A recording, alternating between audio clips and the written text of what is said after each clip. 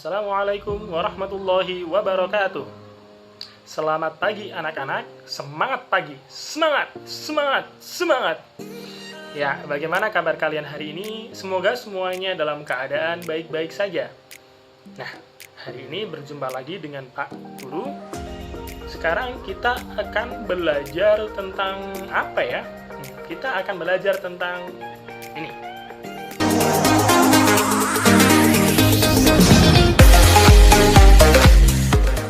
Ya, kita akan belajar tentang teks laporan hasil observasi atau yang sering disebut dengan teks LHO. Di antara kalian, siapa yang sudah pernah mendengar atau tahu tentang teks LHO? Angkat tangan.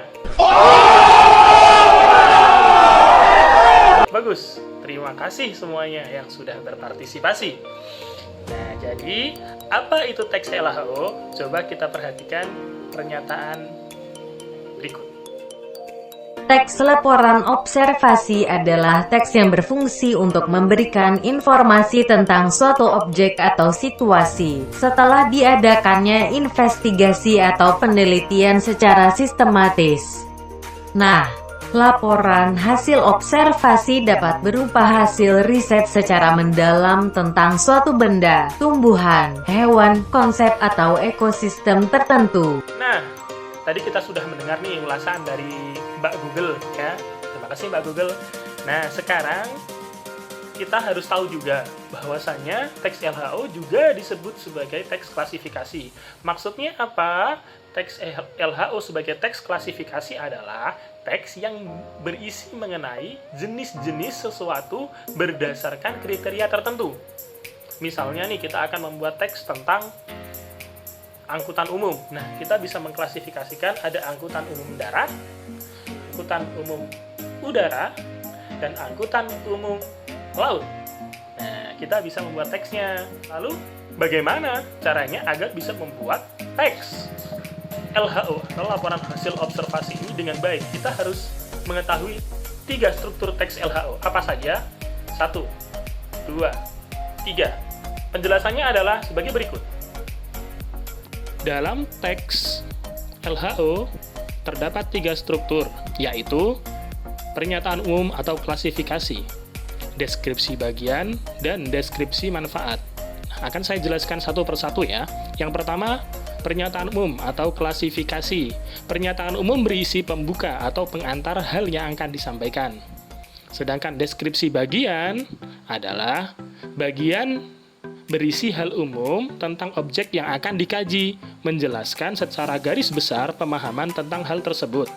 Penjelasan detail mengenai objek atau bagian-bagiannya terdapat pada deskripsi bagian. Dan yang terakhir adalah deskripsi manfaat. Deskripsi manfaat menunjukkan bahwa setiap objek yang diamati memiliki manfaat atau fungsi dalam kehidupan. Untuk lebih jelasnya, Pak Guru akan menunjukkan contoh dari teks LHO beserta strukturnya. Nah, kita perhatikan di sini ada teks berjudul komodo. Nah, ada pernyataan umum berisi tentang sesuatu yang umum tentang komodo. Lalu definisi bagian.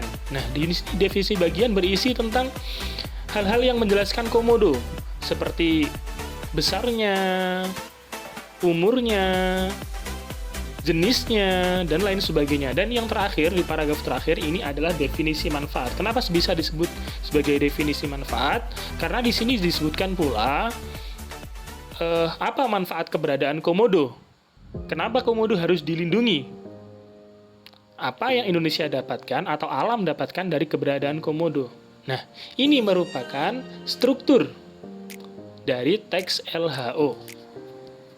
Ya, tadi kita sudah belajar apa? Yang pertama, pengertian tentang teks LHO. Yang kedua, struktur teks LHO. Nah, sekarang yang terakhir, kita akan belajar tentang kebahasaan teks atau kaidah kebahasaan dalam teks LHO. Pada dasarnya, teks LHO mempunyai 6 kaidah kebahasaan. Ini bisa bertambah lagi ya. Ini yang secara umum muncul pada teks LHO. Apa saja teks kaidah kebahasaannya? Yang pertama yaitu kalimat deskripsi dan kalimat definisi. Yang kedua, kata kerja material. Yang ketiga, kata benda atau yang kita sebut dengan nomina.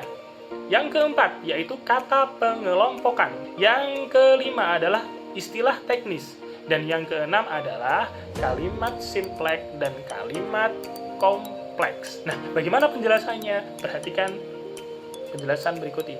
Kalimat deskripsi dan kalimat definisi. Kalimat deskripsi adalah kalimat yang menggambarkan suatu objek.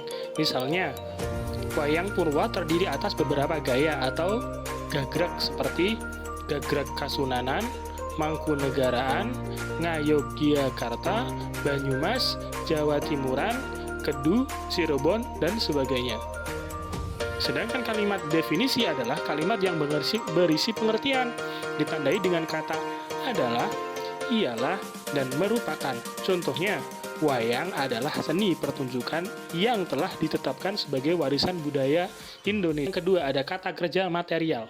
Kata kerja material adalah kata kerja yang dapat diamati atau kata kerja aktif.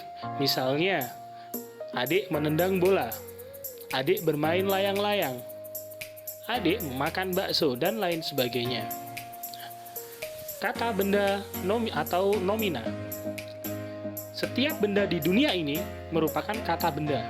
Salah satu ciri kata benda adalah dapat diingkari dengan kata bukan.